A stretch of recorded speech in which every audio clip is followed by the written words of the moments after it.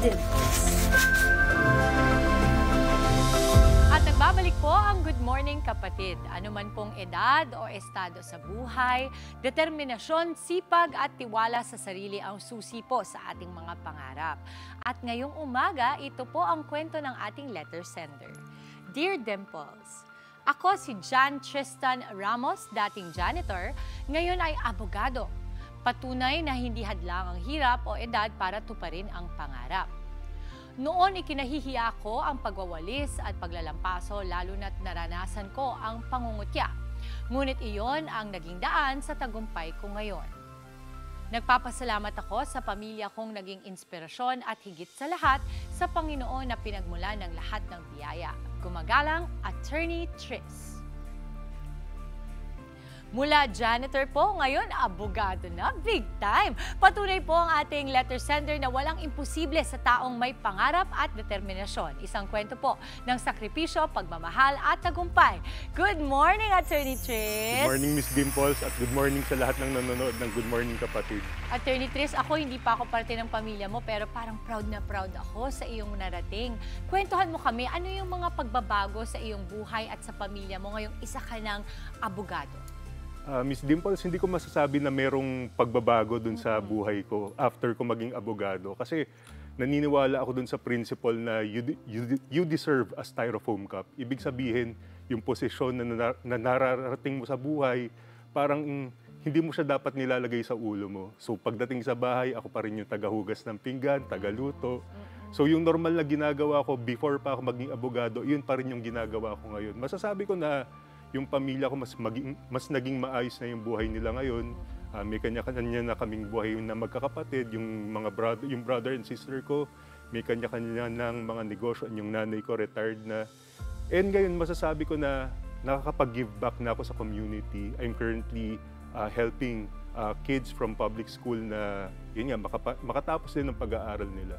That's amazing. Gusto ko yung sinabi mo, Attorney Tris, na wala naman talagang pagbabago. Alam mo ba, naniniwala din ako dyan kasi yung asawa ko, lagi niyang sinasabi na hindi ka artista dito sa bahay natin nanay ka dito, asawa kita dito. So, magfa-function ka dito kung paano ang function nun. So, wala siyang pake. Artista ka, hindi. Kailangan mo kumuha ng tubig, magluto ka. Yan ang mga ano natin. But again, ang ganda nung sinabi mo at napaka-timely niyan sa mga panahon na to na kahit anong marating mo sa iyong buhay, dapat hindi natin ilalagay sa ulo natin yan. Kanina medyo na-touch up mo na yung next kong question, which is ano nga ba yung pinagkakaabalahan mo ngayon? You said you're helping public school students as well na makatapos. In what way mo sila natutulungan? Tinutulungan ko sila sa pamamagitan ng pagbibigay ng monthly allowances dun sa mga bata. Ako kasi naniniwala na yung nangyari sa akin, hindi mangyayari yan kung walang tao na nagtiwala at sumuporta sa akin. So, yun nga, before kasi para mapatapos ko yung sarili ko, nag-work talaga ako as a janitor. Saan ka nag-work as a janitor? Sa UST. Sa Actually, UST? nakikita Oh kita, my Miss God! Dimple, sa UST. Oh my God! That's right! Kasi nag-UST ako for tourism, EDUC building ako. 2 years din akong nagtatago Nakikita kita sa hallways ng UST. Kamusta naman ako sa'yo noon? Okay naman? Okay naman, nasa starstruck nga ako pag nakikita okay. kita. Gusto ko lang malaman kasi syempre malayo na rin yung panahon na yon and we always go back to our roots, diba? And I'm very proud naman, kaibigan ko pa rin yung mga kaibigan ko sa UST. Okay, ngayon anong specialization mo pagdating sa pagiging abogado? Pagdating sa pagiging abogado, ang hinahawakan ko ngayon yung mga non-litigation na cases. Ano ibig sabihin nun? Para sa akin, hindi ako aware. Meron kasi mga abogado na sila yung nasa trial, sila yung nasa hearing. So minsan ginagawa ko yun pasundot-sundot, pero yung focus ko is on corporation law, taxation law. So tinutulungan ko mag-set up ng mga company yung mga corporations at the same time yung mga special proceedings like estate settlement, yun yung mga ginagawa ko. Which alam mo, napaka-importante. Alam mo, believe din ako sa mga lawyers sa kagaya mo that touches estate kasi isa ito sa mga kinakailangan tutukan talaga. Tama Kasi yan. marami, kahit yung mga mahuhusay na taong kilala ko, hindi nila alam yan, hindi sila aware. Bago ka nakapagtapos ng pag-aaral, you said you were a working student from high school until college. Ano-ano yung mga pagsubok na pinagdaanan mo nun?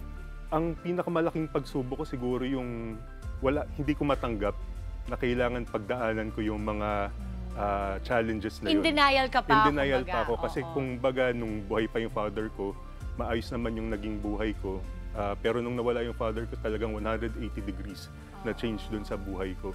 So, nung high school ako, parang every summer, tumutulong kami na magkamada ng mga libro, mag-sort ng mga libro, and kami tumutulong sa pagbibenta ng mga libro. During college naman, sa morning, nagluluto ako para sa boss ko. So, papasok ako sa school, amoy bawang na, amoy sibuyas. Tapos, yun, naglilinis ako ng laboratory in the morning. Pagdating ng tanghalian, tsaka hanggang hapon, uma-attend ako ng mga klase, and then pagdating sa gabi, maglilinis na naman ako ng mga laboratory, magmamap ng sahig at magpre-prepare ng chemicals. Your father used to be what? What did he do? OFW siya before, so he was an aircon technician. Eto, sa iyong life experience, sa iyong journey, ano yung mga pinaka-maiiwan mo sa amin na talagang natutunan mo? Siguro ang pinaka-maiiwan ko na lang na message is, sa una, hindi mo maintindihan kung bakit kailangan pagdaanan mo yung pinagdadaanan mo sa buhay. Pero later on, marirealize mo na pinapatibay ka ng mga pagsubok na na-encounter mo sa buhay and nililid ka niya towards God's greater plan for you. Agree. Ay, naniniwala ako dyan, Attorney Tres, na hindi mo lubusan makikita ang plano ng Panginoon sa'yo until you allow Him to really get you to your lowest so He can show you His strength and His blessings. Kasi minsan, pag sobrang dami mo ng pera, sikat ka na, hindi mo na siya maalala, di ba? Pero you will remember Him at the times na nahihirapan ka. And para sa akin, blessing yon. Attorney Tres, bar exams ngayon, ano ang nabibigay mong advice para sa mga future lawyers and aspiring lawyers out there? Katatapos lang ng day 1 ng bar. Oy, Diyos ko, alam mo, maraming mga hindi natutulog ngayon. Hindi lang ng abogado mismo, kung hindi pati yung pamilya nila. May tomorrow pa. Oo. Naalala ko nung day 1 ko ng bar, after ng day 1 ng bar, I was devastated. Ayoko nang mag-day 2. In fact, hindi ako nag-aral for day 2. Pero, nag-appear pa rin ako, nag-show up ako on day 2 and day 3. And yun yung masasabi ko right now. Probably iniisip nyo, hindi nyo makukuha yan. Pero wala na sa kamay nyo yan. Ibigay nyo na lang sa Diyos lahat. And kung proper na yung timing, ibibigay niya yung title na attorney sa inyo. Pero pag nakuha nyo na yung title na attorney, huwag nyo yung ilalagay sa ulo ninyo. Nandito tayo sa panahon na maaari tayong malunod sa fame, sa pera. Tandaan natin yung sinumpaan natin na duty na, yun nga, maging tagapagtanggol ng truth, justice, freedom, love, equity, and peace. That's amazing. Attorney Tris, you have been a tremendous, huge epitome of what turning hardships into something that is even more powerful. Sana marami pa ang maging kagaya mo sa mga susunod na pasa ng mga lawyers natin. We are praying for all our future lawyers, aspiring lawyers. But Attorney Tris, it's been an absolute pleasure for me to have you on the show, to have you here at Dear Dimples, kasi ang dami mong na-inspire, kasama na ako. Maraming salamat sa'yo. Attorney Tris, any social media accounts we can follow you on? Kung gusto nyo akong i-follow, kung gusto nyo ng free legal advice, you can follow me sa Facebook, IG, tsaka TikTok, Tristan Legal Bites. So alam mo na, Attorney Tristan, pag kailangan din namin dito, ifo-phone patch ka namin at tatanungin ka namin. Attorney Tris, maraming salamat. Abangan pa po ang mga susunod pang kwento ng inspirasyon, pangarap at laban sa buhay dito lamang po sa Dear Dimples. Mga kapatid, Dimples Romana po, maging maalam at may pakialam sa mga napapanahong issue at headlines. Mag-follow na po at subscribe na sa social media pages ng News 5.